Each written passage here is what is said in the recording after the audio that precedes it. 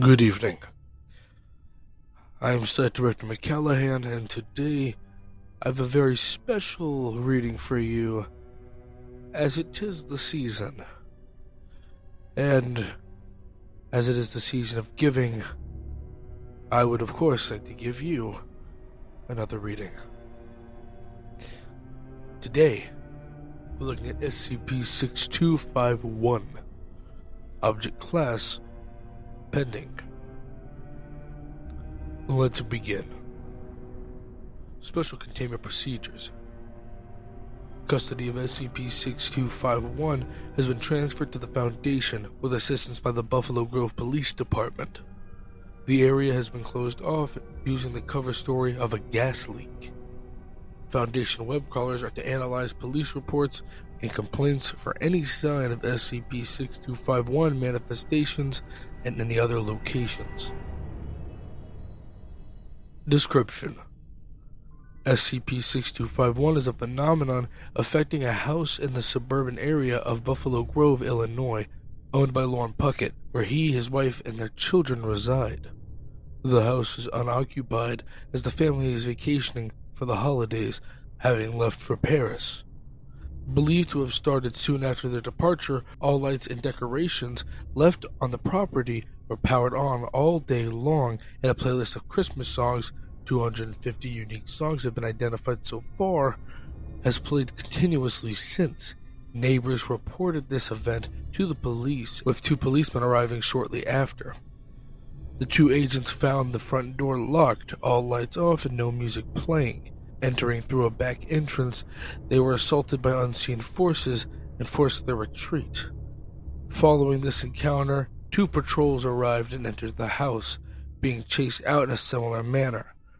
At this point, the activity was flagged by Foundation personnel, with 2 members of MTF Size 7, Home Improvement, and a member of MTF Loaded 10, Damn Feds, arriving at the scene to conduct an initial exploration of the building. After cordoning off the area and speaking with local authorities, the group entered the house with Loaded 10 Agent C. Columbus acting as overseer. Exploration Log. Date: 2020 December 23rd, 21:56 p.m. Overseeing Operator Catherine Columbus, MTF Loaded 10. Field Agents Jared Hughes and David Mazer, MTF Size 7. Equipment: Standard Firearm, Smith & Wesson M&P 45. Taser Device, X26P. Pepper Spray, Gel.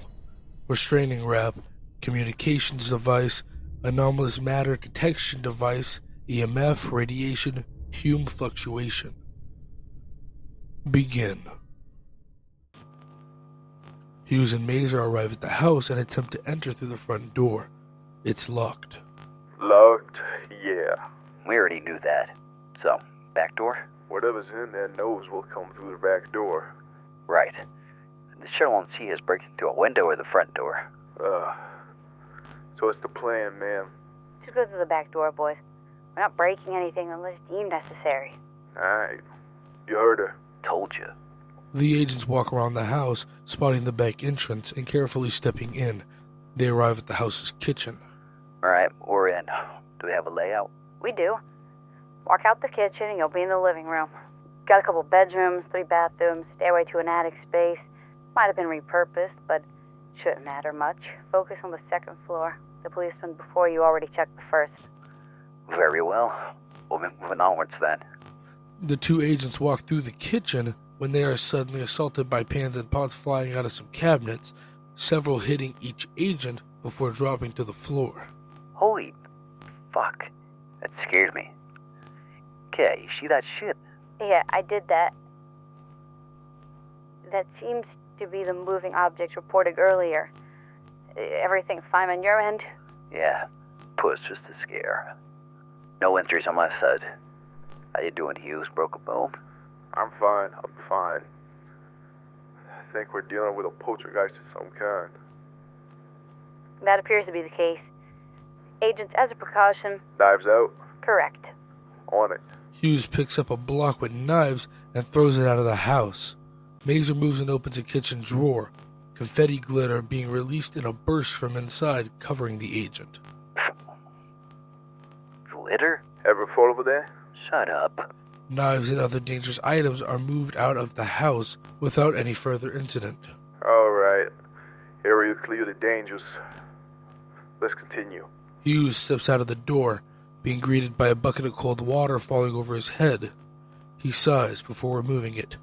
Mazer is heard snickering. Seems like whatever's here is pulling pranks on us. Nothing dangerous so far. What exactly happened to the police that came before us? A piano was thrown down the stairs as they were on their way up. But that's not fun. Hey, this is kinda funny. Let's see if you laugh when it drops on you. On us, buddy. The two move around the living room, noticing no unusual activity. Hughes approaches the room's fireplace, noticing live embers amongst the ashes. Someone put out the fire not long ago. Maybe. A gust of wind expels the ashes across the room, covering them in soot. Come on. Mazer takes a step back, stepping on several small toy cars on the ground, slipping and falling on his back. I hate this place. Beats any other place I've been to. The two continue towards the stairway, evading a falling Christmas tree, 2 bags of flour and a bedpan thrown at them, eggs falling on their heads, and picture frames exploding into confetti. They arrive at the staircase 2 minutes after, noticing a piano resting on the stair's base, having made a dent on the floor. Several of its keys rest on the floor. Aye, we're next to the stairs. There is indeed a piano here. Still works. Why are we going upstairs again? Can't we send a drone? The police already tried. Something I thrown at and it broke. Great. Alright, let's get this over with. 2 agents remain at the base of the stairs for several seconds. Gonna go or what? Wait, me? Yeah? Fuck that. You go first. I stepped through enough shit tonight. Your turn to bite the bullet. How about RPS? Oh my god, are you boys 10? Go.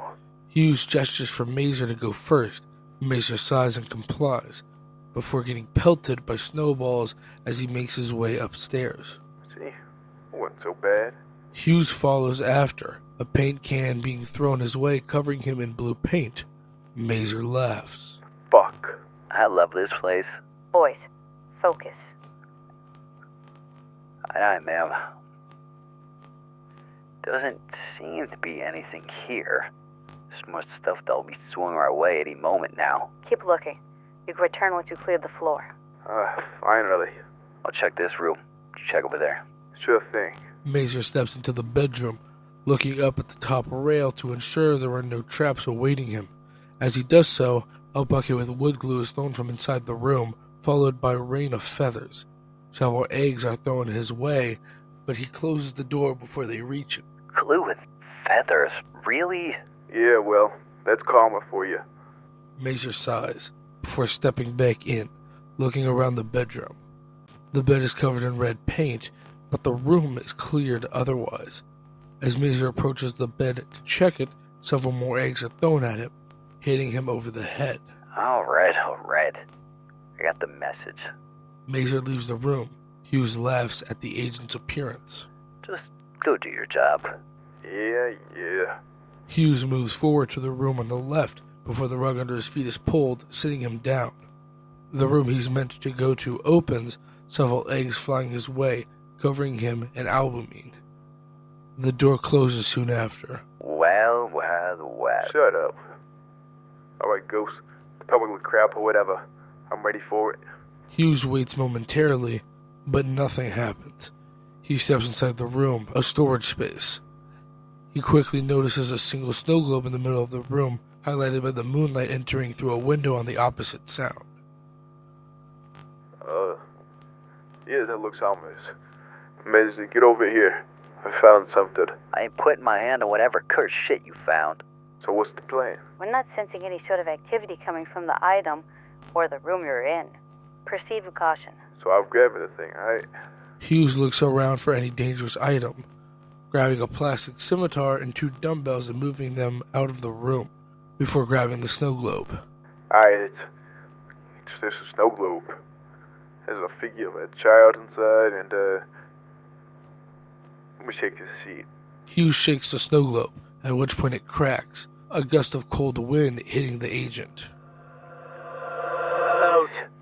Was that another rule? Get out. I think we should start moving, bud. God, what did you do? Shut up and start walking. Get out of my house. The snow globe shatters in Hughes' hand, a blizzard generating from its remains, pushing the two away as snow quickly starts to fill the room. Several items begin flying towards Hughes and Mazer as the lights of the house begin to flicker. Get out of there, agents. On it, ma'am. The two agents quickly make their way downstairs, the piano shooting upwards onto them. Oh, but Hughes and Mazer jump over the rail to evade it, falling onto a hallway table. Paintings and frames fall from their walls, being thrown at the duo. Snow begins pouring from the second floor's railing downwards, falling on the agents. What the fuck did you do? Get out. A mirror is thrown at Mazer, hitting a nearby wall, fragments flying. The agents recoil but are uninjured. maybe yell at me once we're out of here. A dozen foul fruits hit the agents as they argue. Agent Columbus is heard sighing over the comms. You know what? That's fair. The two retrace the path they made before, passing through the living room, evading toy cars on the ground and ball ornaments flying past. The Christmas tree is thrown their way but gets stuck and doesn't reach them. The two walk into the kitchen as cabinets are flung open and utensils and kitchenware are thrown at them. They are hit multiple times before finally making their way out of the house. And don't you ever come back. Following the agents' retreat, the house quickly filled up with snow. Personnel attempted entry, finding entrances closed shut, even the ones previously found unlocked. Soon after the house was filled, music began playing again. Update. At midnight on the 25th of December, the same voice heard in the exploration announced Merry Christmas. The announcement was loud enough to be heard over a 350-meter area. Following the event, the snow subsided and the music stopped. The subsequent exploration revealed that all damage to the house had been reversed. The snow globe could not be located. Forensic speech analysts from the Illinois State Police, ISP, believe the voice to correspond with that of Kevin Murphy, an 8-year-old kid who died during an attempted burglary on 2019 December 24th, with the crime having occurred 4 kilometers from the event. As no perpetrator was ever caught, the ISP is currently investigating Lauren Puckett's possible involvement in the incident.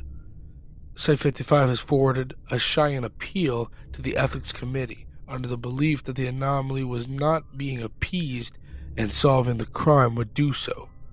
The appeal is currently under review. Regardless of the outcome, a period of 6 years has been established. If no activity is detected within this period, SCP-6251 will be considered neutralized. Well, I'm glad I got to bring you guys this one. As you know, I love the holidays. With that being said, happy holidays. And I hope to see all of you again very soon. Have a good day.